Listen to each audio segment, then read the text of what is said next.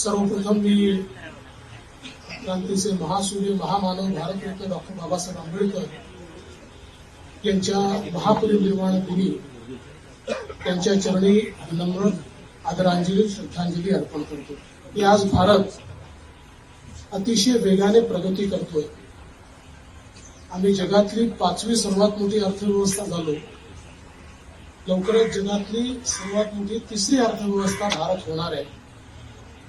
याचं श्रेय जर कोणाला जात असेल तर ते खऱ्या अर्थानं भारतरत्न डॉक्टर बाबासाहेब आंबेडकरांनी दिलेल्या संविधानाला जाते। या संविधानाने या देशामध्ये एक अशी व्यवस्था उभी केली की ज्या व्यवस्थेने मूळभर लोकांना न्याय द्यायच्याऐवजी सकल बहुजनांना न्याय देण्याची व्यवस्था उभी केली। आपण त्यांना महामानव म्हणतो कारण जिथे लोकांचे किंवा जे एक्सपर्ट असतात त्यांचे विचार संपतात तिथे भारतरत्न डॉक्टर बाबासाहेब आंबेडकरांचे विचार सुरू व्हायचे आणि म्हणूनच आज देशाच्या या वाटचालीमध्ये त्यांचा इतका मोलाचा वाटा आहे।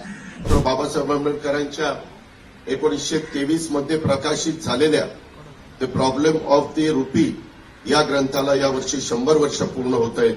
ही गोष्ट आपल्या सर्वांच्या दृष्टीनं अतिशय अभिमानाची अशा प्रकारची आहे।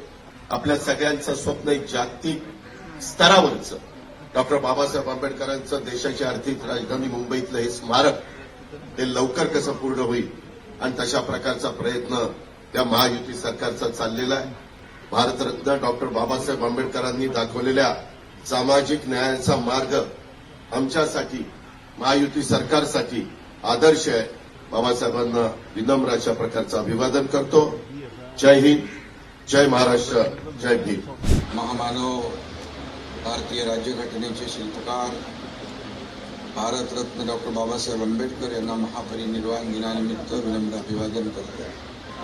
बाबासाहेबांनी दिलेल्या सशक्त आणि सक्षम अशा भारतीय संविधानाच्या आधारावर आपल्या देशाच्या लोकशाहीची वाटचाल सुरू आहे।